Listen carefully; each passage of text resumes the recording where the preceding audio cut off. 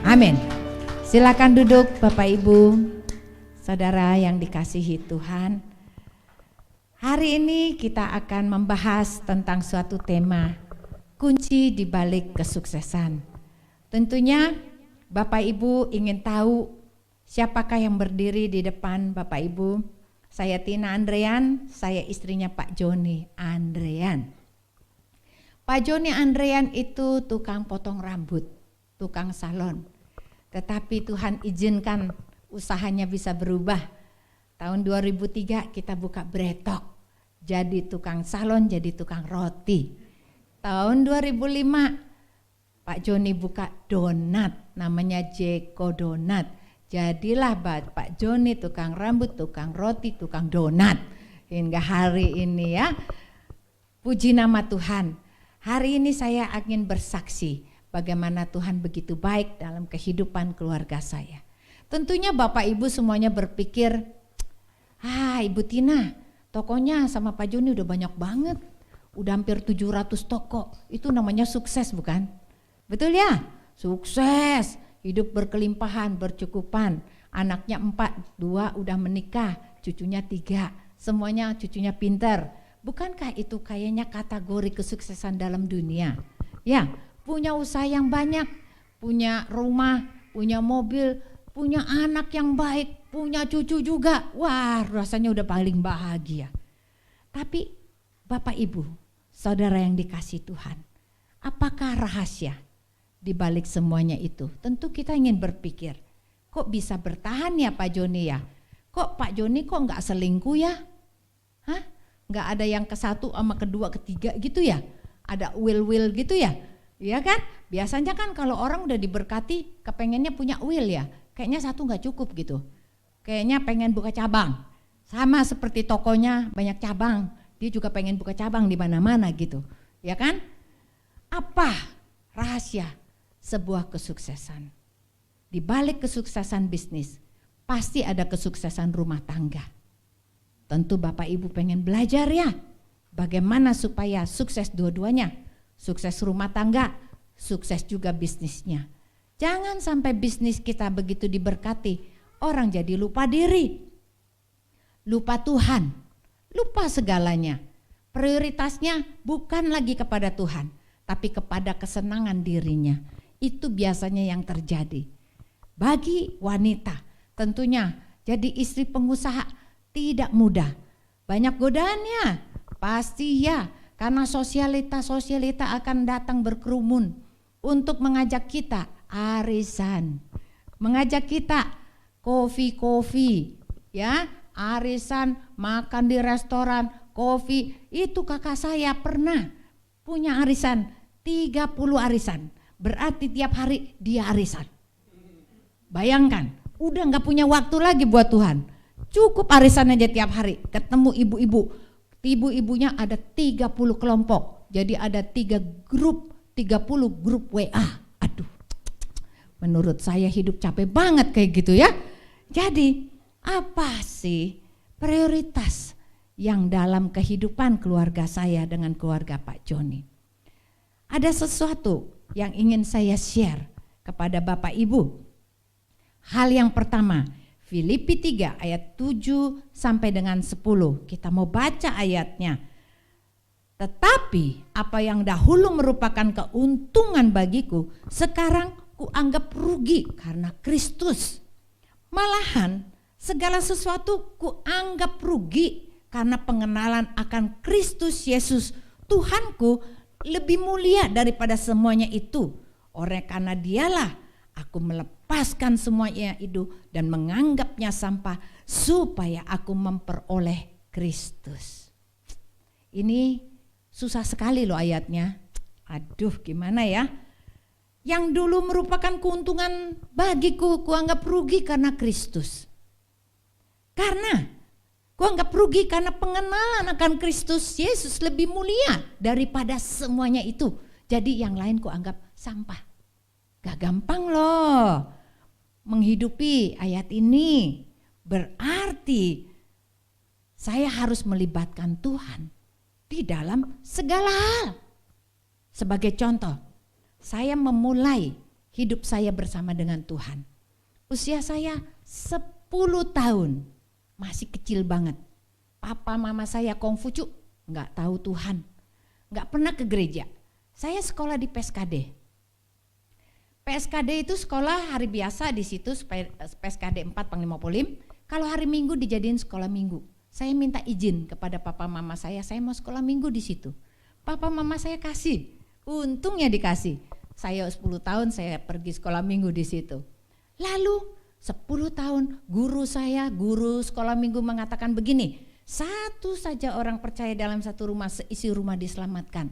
Sejak saya umur 10, saya berdoa tiap hari buat papa mama saya, buat koko saya, adik saya, buat apo saya, buat kuku saya, semua saya doain. Banyak banget karena saya 8 bersaudara. Sama mama papa sudah 10 yang saya doain.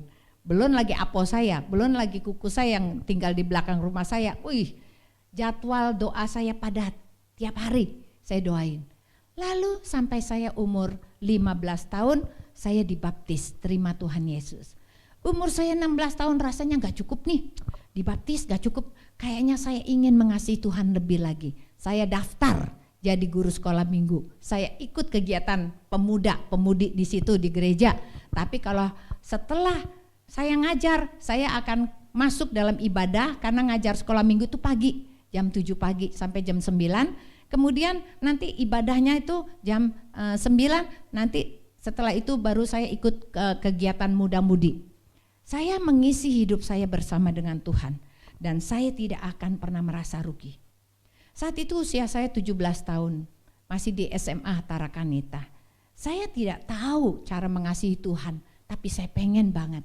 Pada saat saya ngajar sekolah minggu juga, saya nggak pakai kendaraan dari rumah saya. Papa mama saya punya 4 mobil, tapi saya lebih pilih naik bemo, naik mikrolet di luar, di depan. Karena rumah saya Fatmawati, jadi kalau di depan ada bus, ada bemo tuh gampang banget. Jadi saya pergi ke Panglima Polim ngajar pakai kendaraan umum. Nggak ada yang ngajarin saya, tapi ada sesuatu di hati saya, ingin menyenangkan hati Tuhan. Jadi waktu saat saya ada di bemo, saya berbicara kepada Tuhan. Tuhan Yesus, bersusah-susah dahulu, bersenang-senang kemudian. Saya percaya banget. Dan waktu itu saya ngajar dengan sukacita. Tiap hari Jumat saya ada persiapan guru sekolah minggu. Hari Sabtu nggak inget namanya wakuncar, waktu kunjung pacar. Karena saya lagi gunting-gunting prakarya, tangan saya sampai cantengan. Karena nggak inget yang namanya mau wakuncar waktu kunjung pacar juga nggak ada kepikiran punya pacar gitu. Banyak pemuda yang datang nggak digubris, didiemin aja sampai dia bosan pulang sendiri gitu. Ya diajak nonton nggak pernah mau pergi, nggak mau di rumah aja sampai orangnya sampai bosan gitu ya. Jadi ada sesuatu cinta saya kepada Tuhan melebihi semuanya. Bagaimana dengan Bapak Ibu? Umur saya 17 tahun, saat itu saya ingat ada KKR di Senayan. Uang jajan saya 1 minggu ada di kantong. Kantong persembahan lewat, itu uang jajan 1 minggu masuk semua ke kantong. Saya juga gak tahu, saya pikir apa saat itu ya. Besoknya 1 minggu gak jajan tuh. Ya, sementara teman-teman pada jajan, saya cuma minum air putih, saya lari ke library. Gak ada yang ngajarin. Tapi saya memulai hidup saya bersama dengan Tuhan. Dan saya tidak pernah merasa rugi sampai hari ini. Dan pada saat itu saya umurku baru 19 tahun, baru 20 tahun. Tapi aku ingin memberitakan tentang Yesus kepada orang lain. Aku keliling, kan rumahku di Blok A. Itu banyak tetanggaku tukang beras lah, tukang apalah, pokoknya tukang kelontong gitu ya. Saya akan rajin ketokin rumah tetangga satu-satu kalau udah sore. Ci, facial gratis Ci. Facial gratis. Waktu itu saya jajakan pola kosmetik dari rumah ke rumah. Jadi saya ketuk pintunya, saya mulai menjajakan pola kosmetik sambil saya memberitakan Injil. Nah pada saat saya pencet-pencet tuh mukanya si itu ya encim-encim itu tetangga saya mulai cerita tentang Tuhan Yesus. Saya bilang, Jim, terima Tuhan Yesus. Jim, Encim pasti selamat, Encim pasti masuk surga. Lalu si Inci mulai tanya, siapa itu Yesus? Jadi saya mulai punya inisiatif untuk memberitakan tentang firman Tuhan. Dan saat itu saya merasa itu yang paling untung, paling mulia, paling berharga. Pengenalanku akan Kristus melebihi semuanya. Sampai umurku 21 tahun. Pada saat itu 79 ya, saya sudah kenal Pak Joni Andrian. Dia penata rambut ya, tapi dia kelewat nyentrik. Kenapa kelewat nyentrik? Dia tuh jadi ngajar di Pupista Marta dan dia juga waktu itu ada di satu lagi, dia jadi 2 ngajar tepat 2 sekolah gitu ya. Penampilannya sangat nyentrik, sementara saya ini guru sekolah minggu. Kenapa? Udah pakai putih, celananya hitam, ketat ya. Terus kemudian dia pakai kemeja itu dibuka sampai perutnya kelihatan nih, udelnya kelihatan gitu. Buat saya gerah gitu. Saya pikir ini terlalu stylish ya. Ini bukan tipe saya gitu. Saya pusing liatnya gitu kan. Jadi saya nggak gubris gitu ya. Tapi tahun 2021 saya ketemu lagi Pak Joni Andrian. Lalu Tuhan bicara sama saya. Sementara saya sudah punya calon lagi yang lain. Seorang insinyur Amerika, insinyur teknik. Papanya majelis gereja. Dianya itu ketua pemuda, saya itu bendahara. Cocok gak sih? Cocok kan ya? Harusnya cocok sama dia gitu. Tapi Tuhan bilang, bukan dia jodohmu. Engkau harus pilih Pak Joni. Pak Joni Andrian di Pademangan 3 Gang 14 nomor 27. Aduh, jangan ke sana ya, udah bukan rumahnya ya. Tapi itu di gang kecil dan jalannya berlubang. Kalau naik beca pasti terbalik. Karena saya pernah terbalik naik beca di situ, ya kan? Lubang-lubang kublak gitu. Waduh Tuhan, aku bilang nggak salah ya pilih Pak Joni Andriannya. Miskin amat gitu loh ya. Nggak ada mobil, cuma naik motor. Coba, saya bilang Tuhan nggak salah ya pilih Pak Joni Andrian. Lalu Tuhan bilang dia seperti batu permata yang belum digosok. Engkau harus menggosoknya. Saya begitu percaya aja kepada firman Tuhan. Aduh, orang bilang sampai saya baru bilang iya sama Tuhan ya, yang sedih bapak saya. Yang nangis bapak saya. Kenapa mau pilih yang ini gitu loh ya. Dia sedih karena saya anak bungsu perempuan yang paling disayang sama papa saya. Papa saya gak mau anak perempuannya hidup susah sama yang Pak Joni Andrian itu. Yang di Pademangan ya, yang naik motor. Aduh susah bener gitu ya. Aduh, tapi saya percaya kepada Tuhan. Ayat 9 mengatakan begini. Dan berada di dalam dia bukan dengan kebenaranku sendiri karena mentaati hukum Taurat, melainkan dengan kebenaran karena kepercayaan kepada Kristus, yaitu kebenaran yang Allah anugerahkan berdasarkan kepercayaan. Bapak Ibu, apakah kita dipercaya sama Tuhan? Sampai Tuhan mau ikut campur soal jodoh. Soal jodoh Tuhan ikut campur loh, dia yang repot loh. Karena kenapa? Karena kita memulai hidup kita bersama dengan Tuhan. Urusan jodoh juga Tuhan ikut campur supaya kita gak salah pilih. Ternyata saya benar-benar gak salah pilih. Karena Pak Joni Andrian diberkati luar biasa. Tapi dia orang yang paling setia di muka bumi ini. Dia setia kepada istrinya, dia setia kepada anak-anaknya, dia setia berbakti kepada keluarganya. Tidak ada satupun keluarganya yang ditinggalkan, semua senang. Cicipnya Pak Joni itu gak kerja tapi punya 4 rumah coba, bisa punya apartemen coba. Kenapa? Karena dia benar-benar sayang kepada keluarganya, kepada cici-cicinya. Gak kerja, gak punya penghasilan, tapi bisa punya rumah 4, punya apartemen 1 coba. Bagaimana Tuhan gak memberkati suami saya demikian rupa? Ternyata Tuhan itu lebih benar-benar mempercayakan kepada kita suatu kesuksesan kalau kita berserah penuh kepada Tuhan. Jikalau engkau tidak berserah penuh, jangan harap. Kayaknya pintu di depanmu tuh ketutup, pintu besi. Mau usaha apa aja gagal. Mau usaha apa aja bangkrut. Mau usaha aja udah modal habis semuanya. Jangankan untung, modal pun habis. Jadi benar-benar kalau bukan Tuhan, kita nggak akan mungkin bisa bergerak apa-apa. Hari ini adalah sebuah kenyataan. Saya bergaul dan mengenal Pak Joni Andrean itu dari sejak umur saya 19. Sedangkan perkawinan saya sudah 37 tahun. Dan saya berpacaran 4 tahun, 42 tahun lebih. Saya mengenal Pak Joni Andrean, tidak pernah salah pilih. Tuhan itu benar-benar mempercayakan kepada kita sesuatu yang besar jikalau kita setia. Tapi kita jangan lihat kulitnya dulu. Kita selalu menjudge orang dari luar dulu. Dia miskin, kenapa harus pilih dia? Pilih dong yang kaya. Pilih dong. Kalau kita selalu begitu bukan? Tetapi Tuhan berkata, apa yang dilihat manusia itu bukan yang dilihat oleh Tuhan. Lalu dalam perjalanan pernikahan saya, dari salon 1, salon 2, salon 3, 4 sampai 100, sekarang sudah 150. Apakah saya menganggap itu lebih daripada segalanya? Lupa sama Tuhan, ingat sama berkatnya.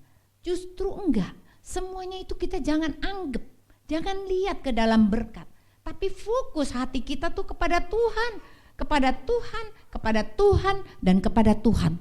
Hanya lihat Tuhan saja.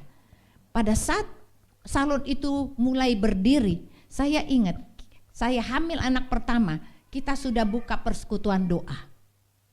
Terus bersama dengan Tuhan. Berjalan dan berjalan dan berjalan.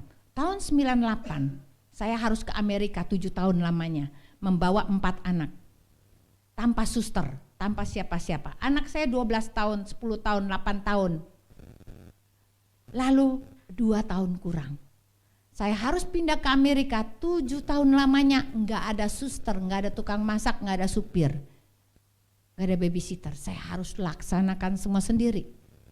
Apakah kita mau berjalan bersama Tuhan, bukan hanya dalam senangnya saja, tapi dalam suatu kesusahan di mana Tuhan akan menggodok iman kita. Benarkah engkau benar-benar percaya kepada Tuhan dan menganggap semuanya itu sampah? Saya belajar pada saat saya jadi ibu rumah tangga tulen 7 tahun di Amerika, saya melepaskan jubah kebesaran saya sebagai desainer baju pengantin. Saya tetap buka baju pengantin di Burlingame di sana, di San Francisco, tetapi saya merangkap semuanya. Dulu anak saya 4, susternya 4, tapi sekarang semua saya harus atur sendiri.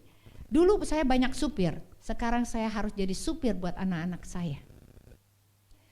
Saya tidak bisa bahasa Inggris, saya tidak bisa masak, sampai saya stres. Tapi Tuhan itu begitu baik. Hidupmu dimulai dengan Tuhan, Tuhan tidak akan tinggalkan engkau. Pada saat saya mengeluh dan saya jadi ibu tiri yang jahat karena saya stres, anak saya itu 4, kan 12, 10 tahun, 8 tahun sama 2 tahun kurang kan lagi pusing-pusingnya bukan ibu-ibu? Ya, nakal banget, putar-putar ke sana. Saya nginep di rumah adik saya 2 minggu, itu udah kayak kapal pecah. Saya rapiin rumahnya tuh tiap hari, bebenah terus, nggak kelar-kelar. Aduh, saya bilang jangan nakal, jangan nakal, jangan nakal, jangan nakal, jangan nakal. Benar-benar saya jadi berubah, jadi ibu tiri, jadi seperti ibu tiri gitu ya. Lalu pada suatu malam Tuhan menegur saya dan membangunkan saya. Pukul 4 pagi, bangun, bangun. Sama seperti Tuhan membangunkan Samuel. Percaya nggak Bapak Ibu bahwa kalau kita hidup intim bersama dengan Tuhan, Tuhan tuh bisa berbicara loh kepada kita. Percaya deh, suaranya audible, bangun. Lalu saya tahu itu suara Tuhan karena saya sudah kenal dia dari umur saya 10 tahun. Saya bilang, apa Tuhan? Ada apa?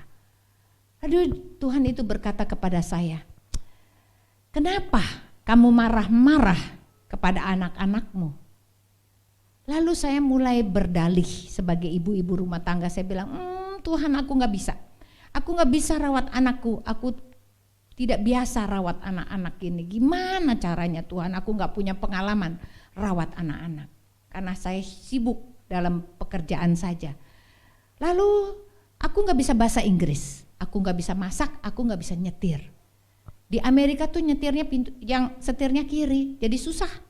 Kita tuh saya kalau di ujian tuh saya gagal. Gagalnya bukan 1 kali, gagal 4 kali.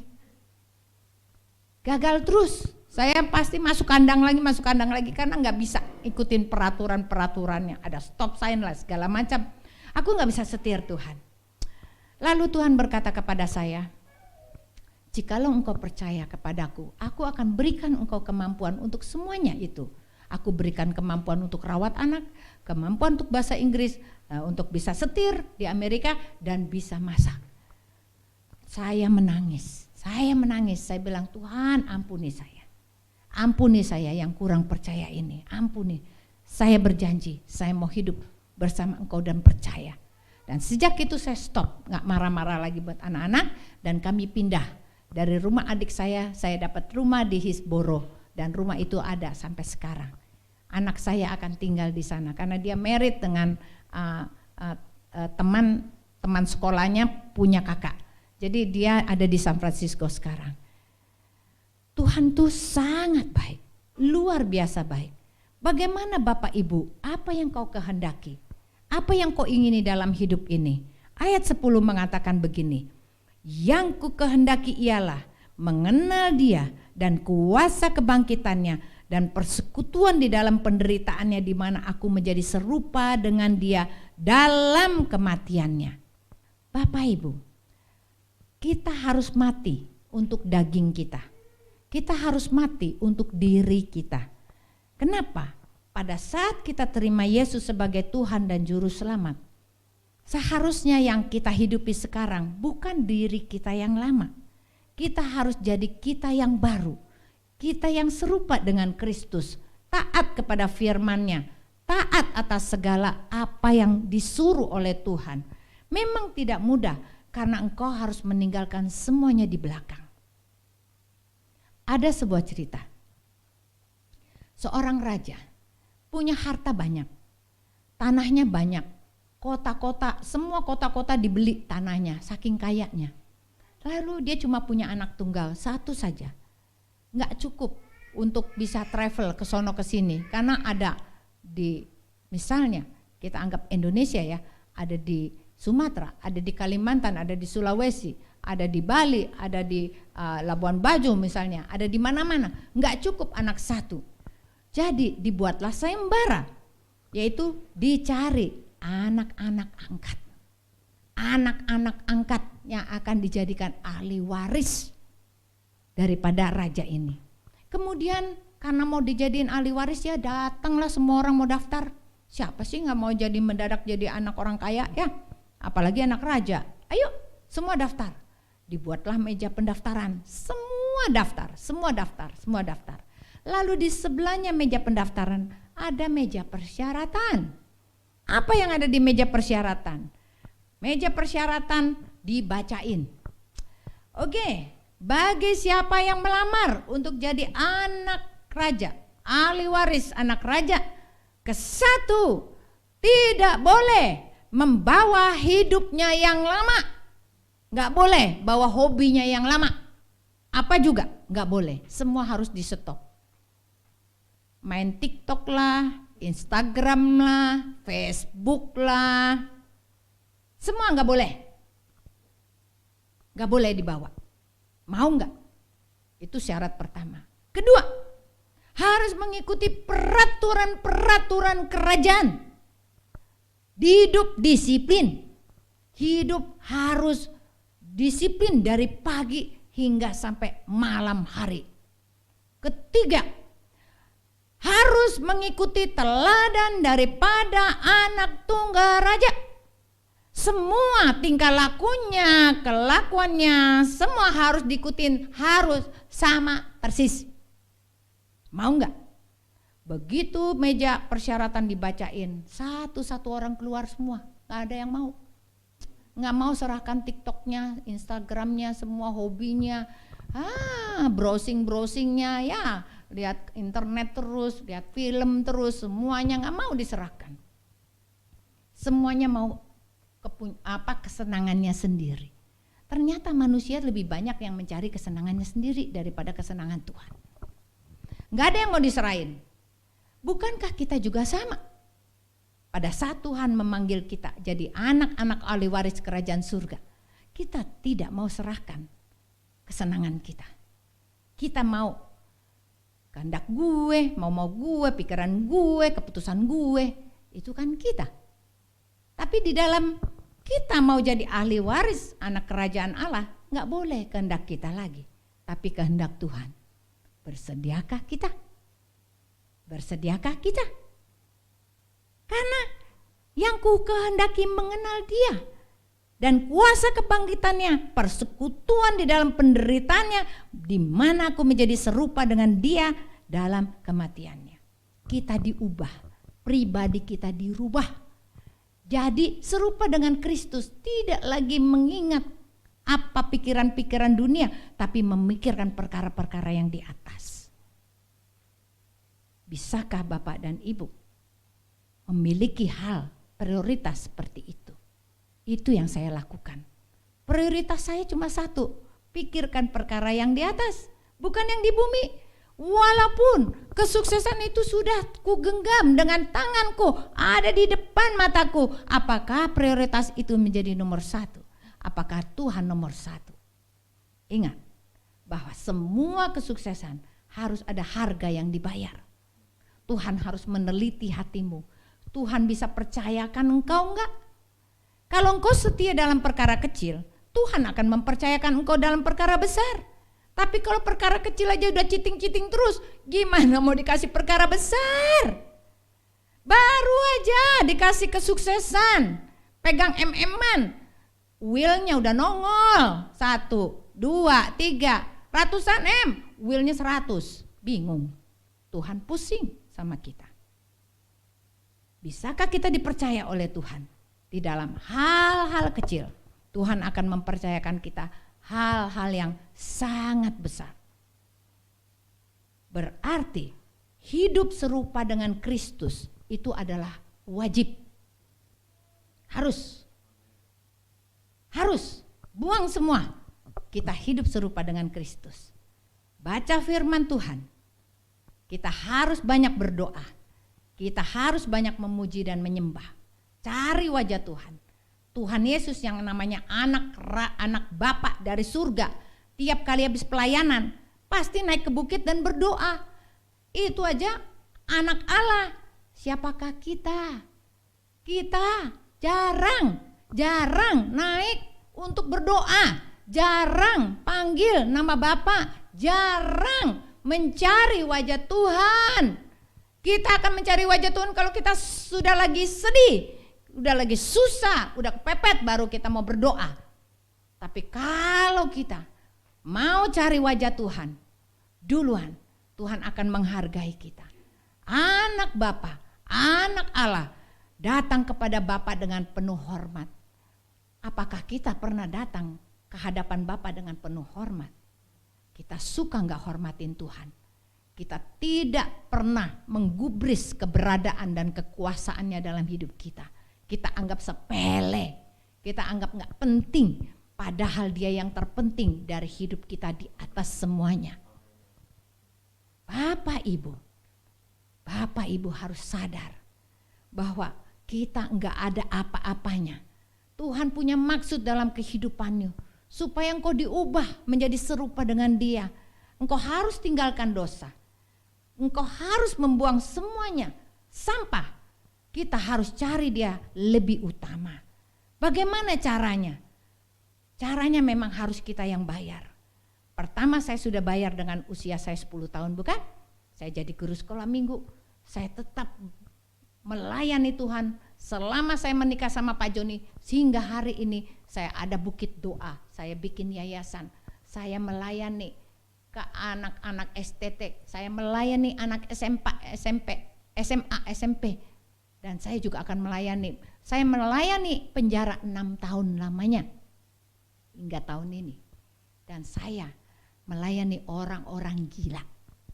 Bapak Ibu, mau enggak? Di dalam engkau ditinggikan. Engkau tidak lagi lihat ke atas, tapi engkau lihat ke bawah. Di mana ayatnya? Mari kita baca. Filipi 2 ayat 4 sampai dengan 8 mengatakan begini. Dan janganlah tiap-tiap orang hanya memperhatikan kepentingannya sendiri, tetapi kepentingan orang lain juga. Hendaklah kamu dalam hidupmu bersama menaruh pikiran dan perasaan yang terdapat juga dalam Kristus Yesus. Apa sih yang perasaan dan pikiran yang ada di dalam Kristus Yesus? Dia penuh dengan belas kasihan, bukan? Penuh dengan belas kasihan, bukan? Dia belas kasihan kepada orang yang dipenjara. Dia belas kasihan sama orang-orang yang menderita. Dia belas kasihan sama orang-orang yang sakit, orang-orang miskin, yang melarat, yang putus asa, yang stres. Siapa yang stres? Orang gila, orang stres. Tuhan bukan mencari orang yang benar, tapi orang yang terhilang. Inilah pikiran dan perasaannya Tuhan. Taruh dalam hatimu Bapak Ibu. Pikirkan mereka, layani mereka. Volunteer waktumu, bilang gak ada waktu, aku sibuk gak punya waktu. Bapak Ibu, jangan kita bohongin Tuhan, jangan kita dustain Tuhan. Apa saya kurang repot?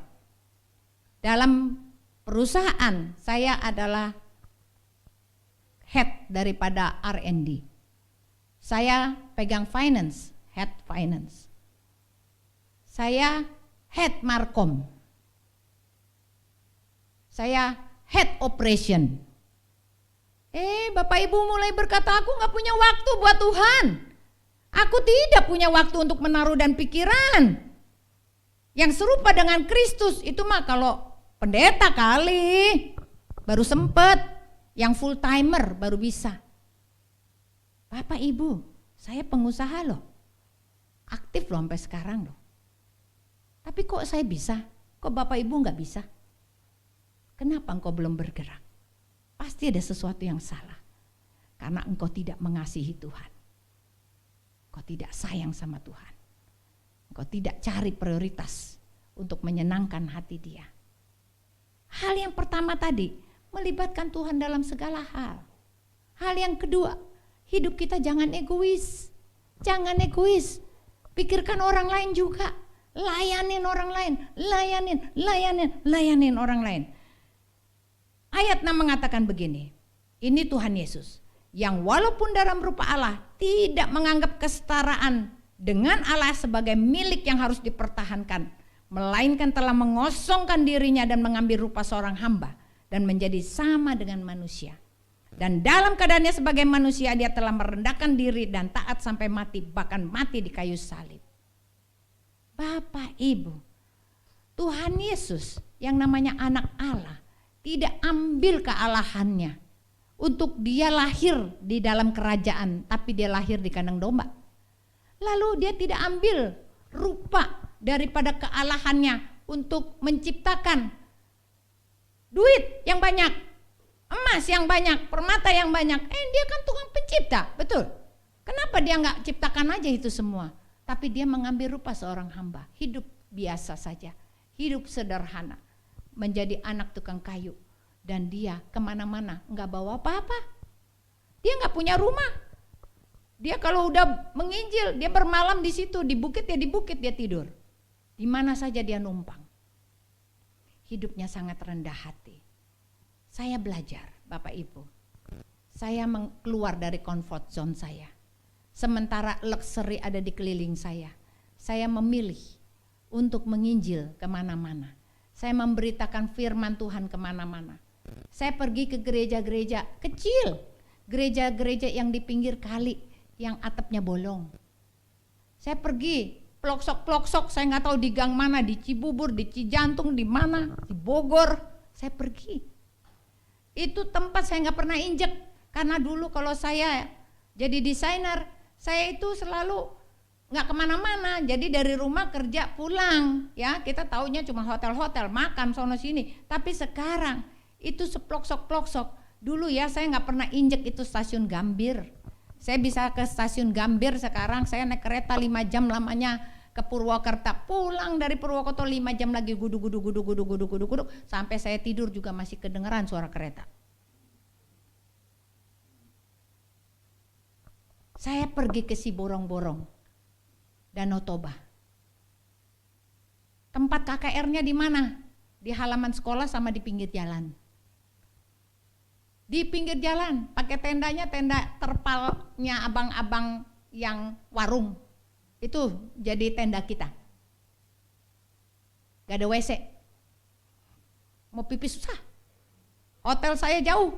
Udah dari tempat KKR 1 jam lebih. Udah tengah malam lagi, gelap lagi. Salah pilih lokasi untuk hotelnya. Karena saya pertama gak pernah ke deket Danau Toba Siborong-Borong ya.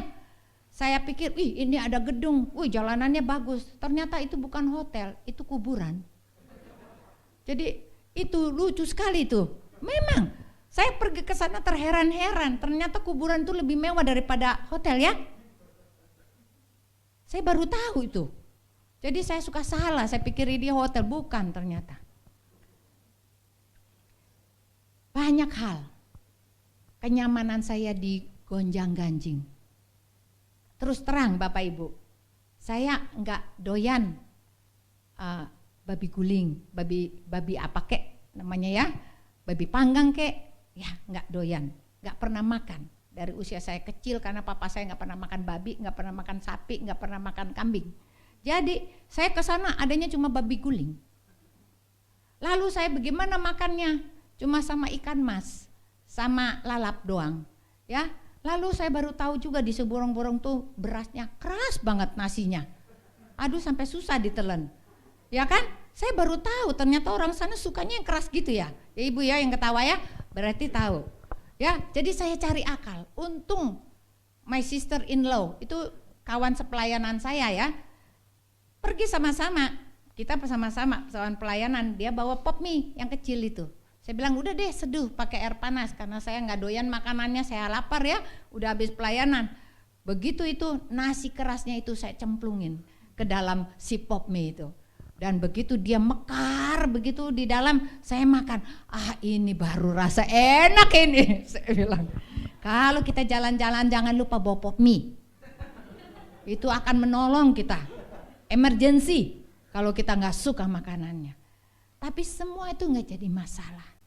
3 hari saya kekurangan makan, tapi saya mau untuk Tuhan, tidak untuk kepentinganku, buat Tuhan. Aku mau menderita buat Dia. Aku mau mengorbankan kelekserian aku, kemewahan aku, kehidupan aku. Aku mau pergi ke sana dan makan makanan yang tidak bisa ku makan, yang tidak ku doyan. Aku pergi ke sana. Belum lagi kita pergi ke Purwokerto, juga sama Oma ini jenderal saya ini, ikut kemana-mana. Nah, mamanya Pak Joni.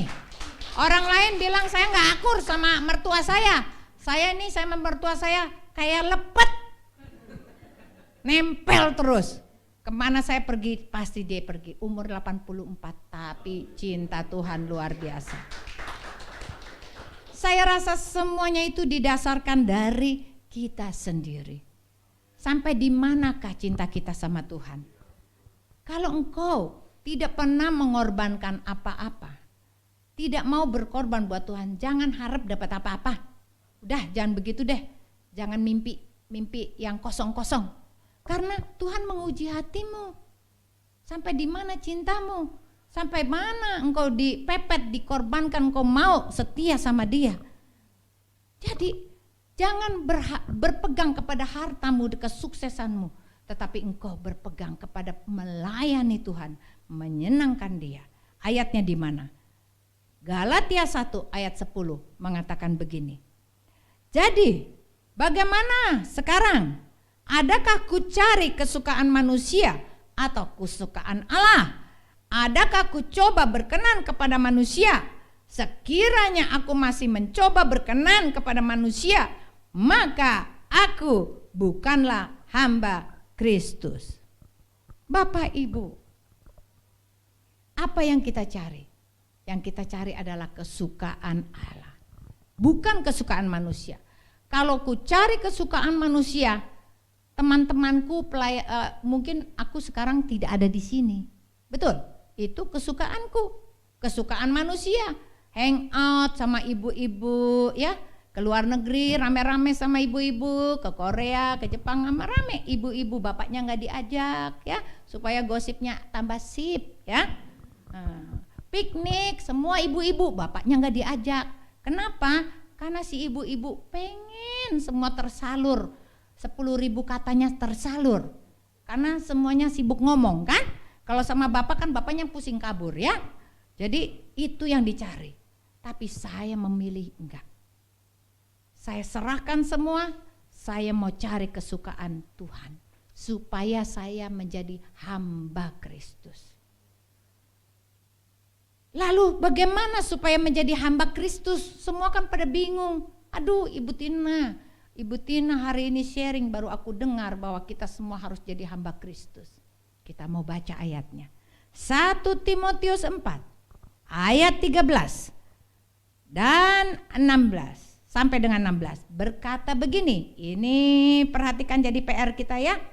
Sementara itu sampai aku datang, bertekunlah dalam membaca kitab suci dan membangun dalam mengajar.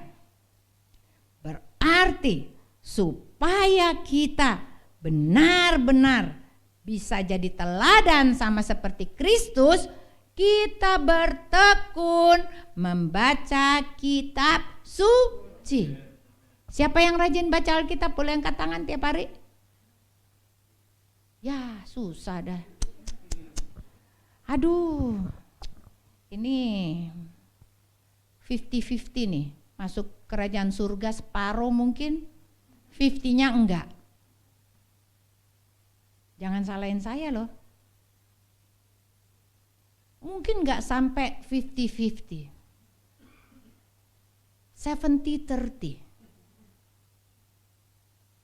30% masuk surga, 70% enggak. Jangan-jangan 90% enggak masuk, cuma 10% yang masuk. Aduh, sedih banget. Sedih banget. Engkau ada di mana nih? Sudah ke gereja di sini berapa tahun? Kenapa engkau tidak berubah? Engkau sudah ikut Tuhan dibaptis 5 tahun, 10 tahun, 15 tahun, atau dari perut sudah jadi Kristen? Kenapa engkau tidak berubah? Why? Karena engkau tidak taat. Engkau tidak tahu prioritas hidup. Prioritas kita mendahulukan Tuhan. Taat kepada Dia dalam kehidupan kita sehari-hari, bukan hari Minggu, tiap hari.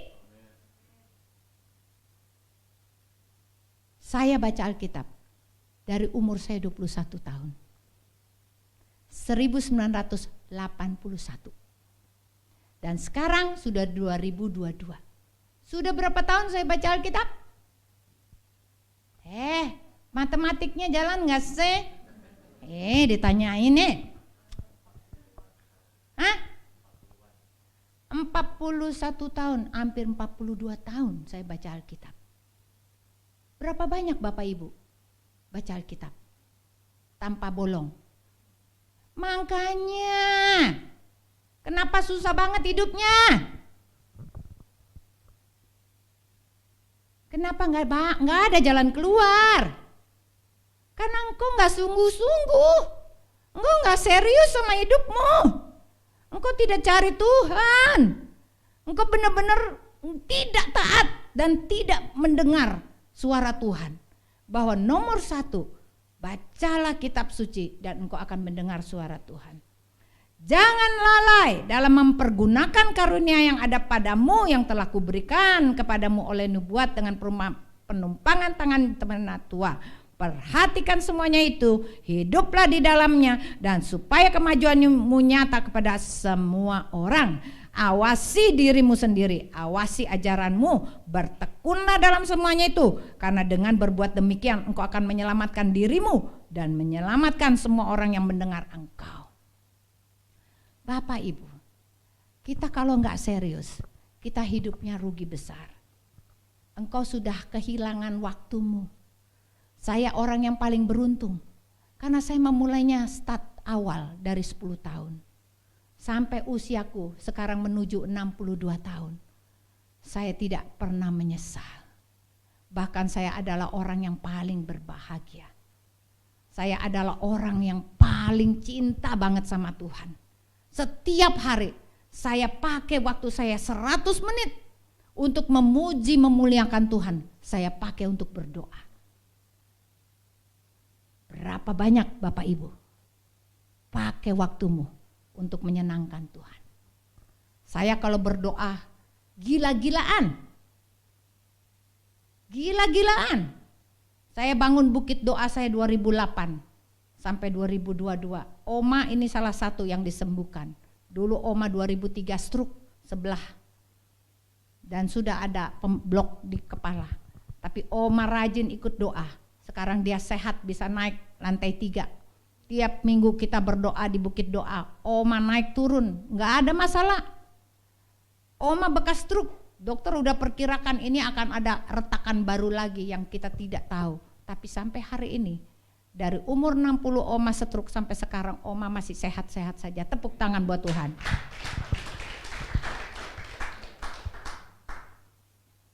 Oma survivor. Bagaimana dengan kita Bapak Ibu? Engkau sudah dengar firman Tuhan. Apakah engkau masih mengeraskan hatimu? Bahwa hidup kita tidak sesimpel itu. Kita datang ke gereja, kita kayak jadi orang kudus hari Minggu aja. Tapi begitu keluar dari gereja, engkau jadi orang jahat. Atau bukan jahat banget sih, bukan penjahat ya, tapi pikiranmu jahat.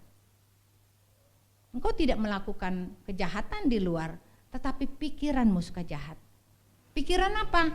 Pikiran porno aja udah jahat. Pikiran untuk cheating, uang pun jahat. Betul? Lalu pikiran jahat apalagi? Marahin istri juga jahat. Semua jahat di mata Tuhan. Nggak ada dosa besar, nggak ada dosa kecil. Semua dosa itu sama. Satu. Nilainya satu. Dosa kecil, dosa besar satu. Jadi kita jangan main-main. Dalam hidup kita yang singkat ini, Tuhan segera datang. Saya tutup dengan sebuah kisah kesaksian.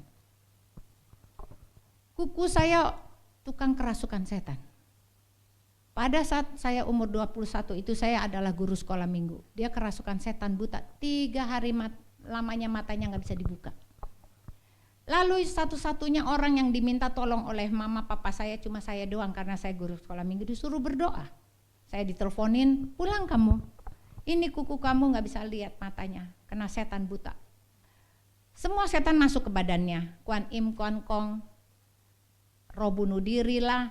Karena kita ada di rumah pinggir jalan ya, rumah sakit Fatmawati, kalau ambulan lewat, dia udah kerasukan dan mulai membenturkan kepalanya ke tembok. Dan dia naik ke atas plafon mau terjun ke bawah. Lalu ada Kuan Im, Kuan Kong. Nanti orang datang, tanya nomor buntut. Kuku saya selalu kerasukan. Nah Kuan Im lah, Kuan Kong lah, semua masuk. Lalu hari itu dia 3 hari gak bisa dibuka, saya cuma datang lalu saya pegang tangannya. Tuhan Yesus, Engkau adalah Sang Penyembuh. Dulu Engkau menyembuhkan orang-orang buta. Aku berdoa di dalam nama Tuhan Yesus, sembuhkan kuku saya ini, tante saya ini, di dalam nama Tuhan Yesus.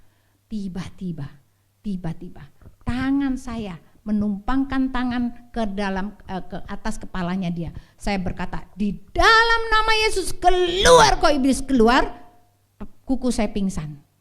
Sejak hari itu, saya ingat 2 minggu sebelum Paskah.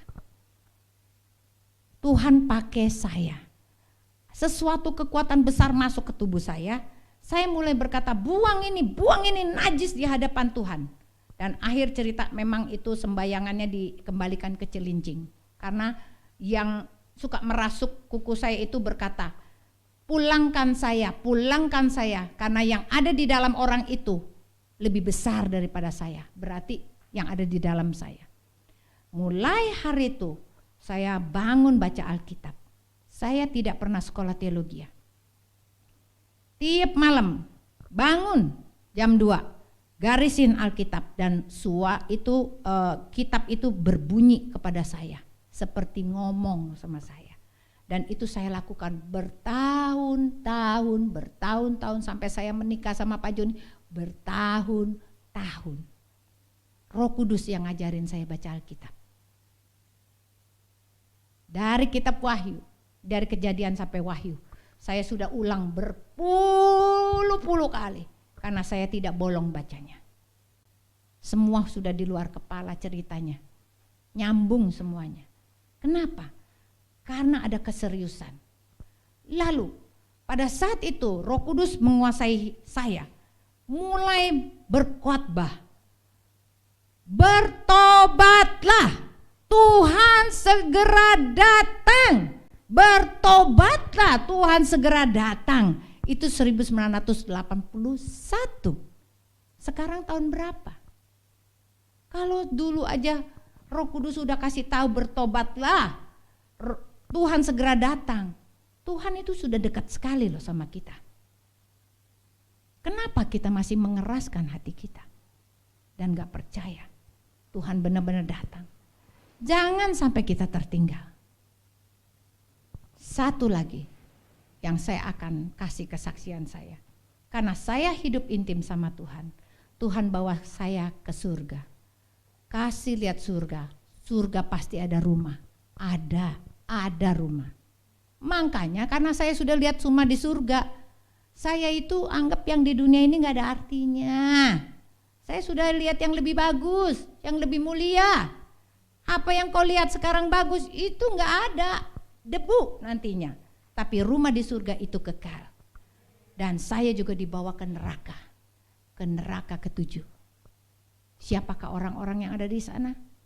Tuhan membawa saya dengan sebuah lubang dan isinya air. Air adalah firman Tuhan. Basah saya, baju saya basah, tapi malaikat itu menunggu saya dengan baju yang baru, baju yang kering. Lalu kemudian saya diunjuk 2 ruang ganti. Ruang gantinya saya buka, ada setannya, yang ini juga ada setannya, dua-dua isinya setan. Nah, tapi saya sudah dikasih baju bersih di tangan saya. Saya pilih salah satu, saya duduk aja, depan saya setan, mukanya ganti-ganti, serem-serem gitu, ganti. Tiba-tiba ruangan ganti saya itu jadi transparan seperti kaca, dan saya lihat orang-orang berjalan dalam kegelapan, tua dan muda, seperti zombie, nggak ada ekspresi, jalan, dan saya lebih heran lagi, saya lihat ranjang, ada 2 orang laki-laki penyuka sesama jenis ada di situ. Lewat. Lalu dalam sekejap itu pemandangan tutup dan setan yang di depan muka saya itu masih ganti-ganti. Tapi saya tidak takut. Saya tetap ingin mengganti baju saya pegang kera baju saya. Begitu saya pegang kera baju saya, dari dada saya keluar huruf besar sekali. Kebenaran. Setan di depan saya hancur, lebur, berantakan. Lalu Tuhan berkata, siapakah orang yang sedang berjalan dalam kegelapan menuju neraka? Malaikat itu mengganti kaki sepatu saya menjadi sepatu perak. Baju saya sudah putih, saya punya cincin meterai. Lalu dia betulkan sepatu saya sebelahnya. Saya tanya sama malaikat, kenapa saya dibetulin sepatu saya? Supaya ibu bisa enak jalan di neraka ke-7. Saya harus berjalan di neraka ke-7. Dan siapakah mereka? Tuhan memberitahukan kepada saya, mereka adalah orang-orang yang hidup di dunia, tapi jiwanya sudah menuju ke neraka. Siapakah mereka? Mungkin ada di antara kita semua yang ada di sini. Tanpa terasa, engkau masih hidup di dunia, tapi spiritmu sedang menuju neraka. Mari kita bangkit berdiri.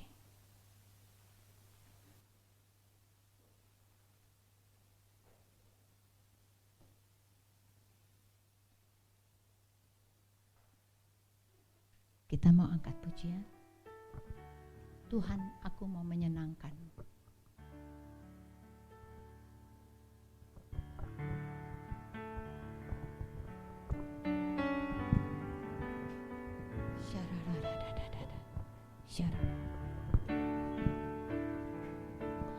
Tuhan, ku mau menyenangkan-Mu.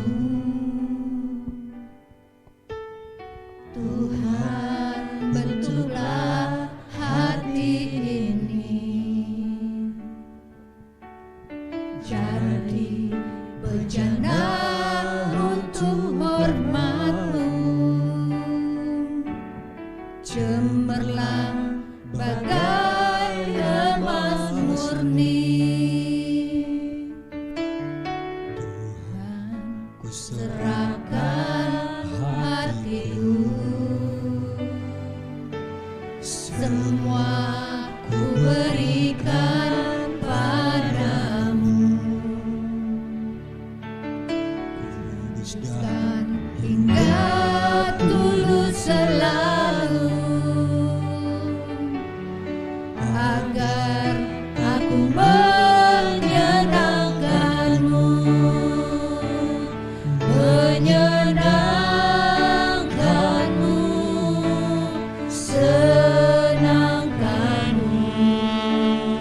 Hanya itu kerinduanku, menyenangkan-Mu, senangkan hati-Mu. Hanya itu kerinduanku, menyenangkan-Mu, senangkan-Mu. Hanya itu kerinduanku, menyenangkan-Mu, senangkan hati-Mu.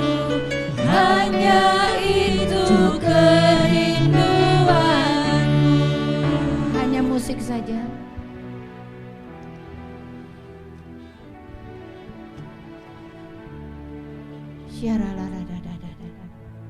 Bapak, Ibu, Saudara yang dikasihi Tuhan, Engkau sudah mendengar firman, firman yang kudus, firman isi hati Tuhan, Allah kita, Bapa kita yang baik.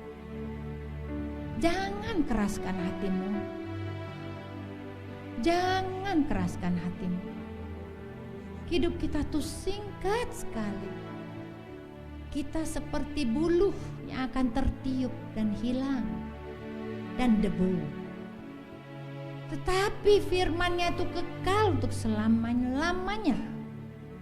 Bahkan Tuhan berkata, aku sudah memilih engkau semenjak dalam kandungan. Aku sudah merajut engkau untuk menjadi anak-anak Allah, menjadi ahli waris kerajaan surga. Tetapi apakah kita menjadi anak-anak yang taat kepada firman-Nya? Anak-anak yang menyenangkan hati Bapaknya? Atau kita justru anak-anak yang begitu bandel? Susah sekali sampai Bapak itu harus menegur kita, menghajar kita. Kalau kita ditegur dan dihajar, Tuhan berkata bertobatlah.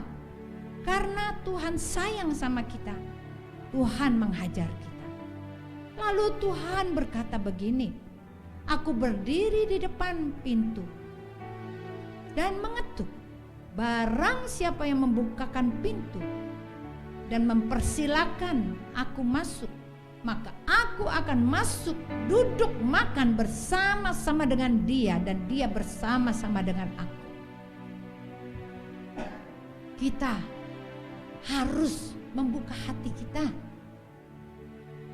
Kalau hari ini firman Tuhan itu jadi teguran buat kita, buka hatimu, persilakan Tuhan Yesus masuk.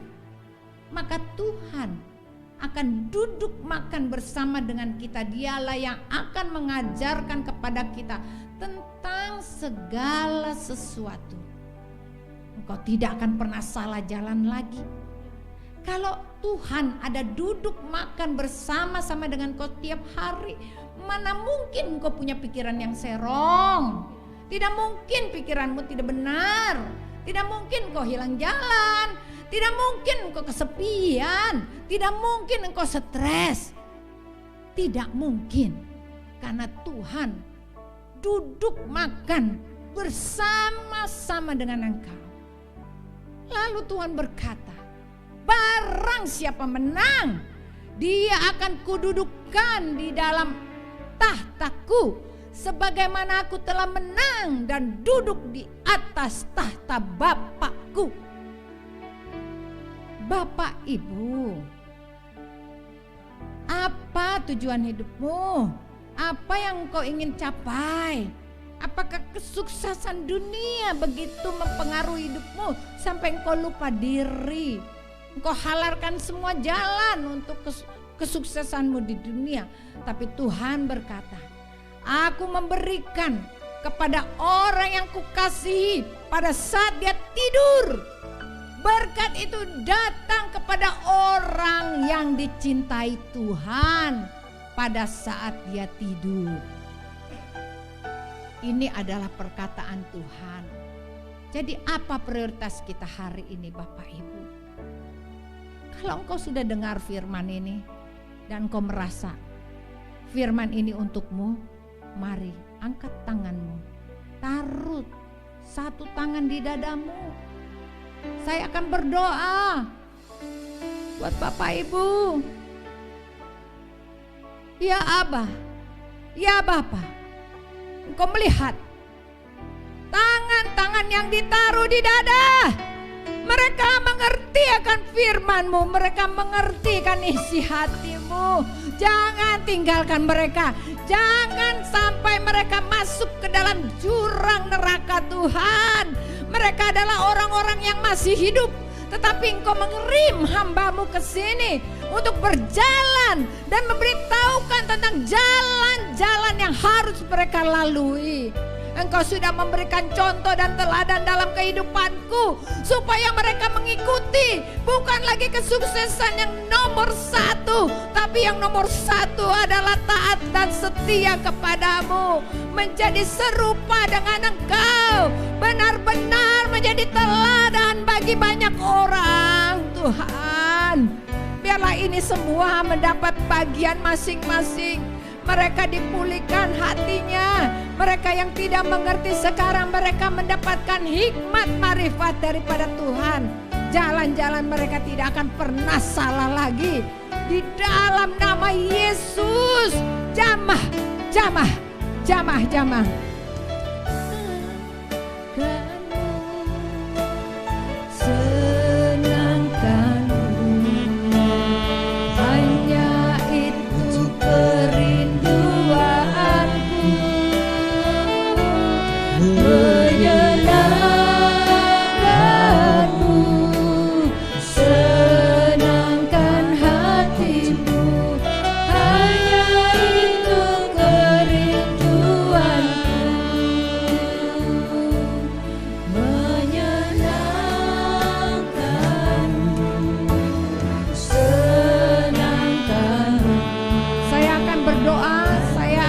Bagi mereka yang ingin didoakan boleh maju ke depan. Yang ingin maju ke depan silakan. Senangkan hatimu, hanya itu kerinduanmu. Menyenangkanmu,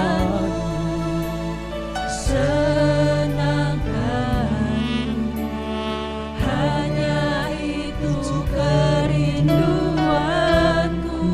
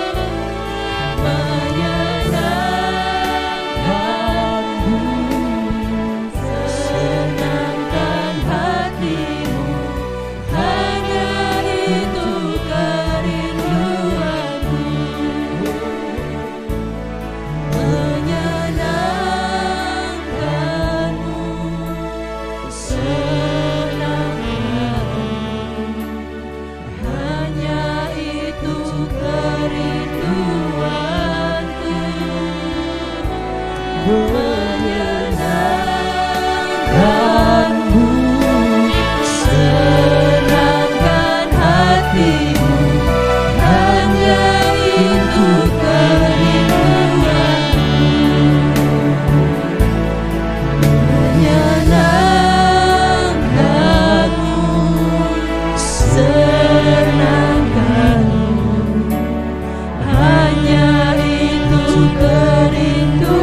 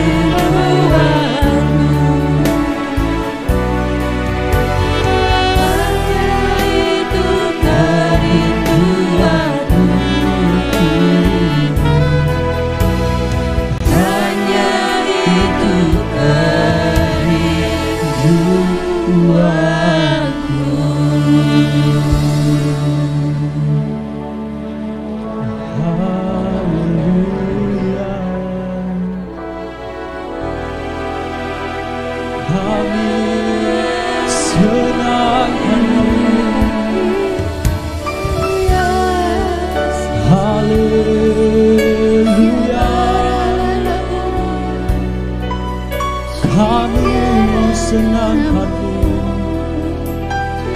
menyenangkanmu Tuhan, sepanjang umur hidup kami. Kami mengucap syukur ya Aba ya Bapa. Kiranya apa yang kami minta di dalam nama Yesus hari ini, Engkau akan berikan bagi kami semua. Jiwa-jiwa dipulihkan, mereka akan mengenal Engkau, mereka akan pulih, bahkan mereka akan menjadi serupa dengan Engkau. Berkati keluarga demi keluarga,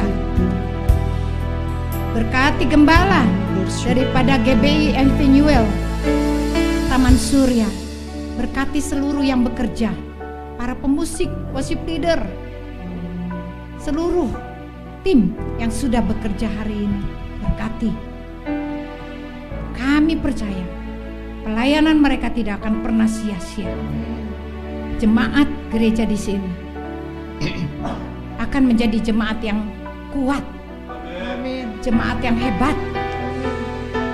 jemaat yang luar biasa, yang mengerti akan isi hati Tuhan.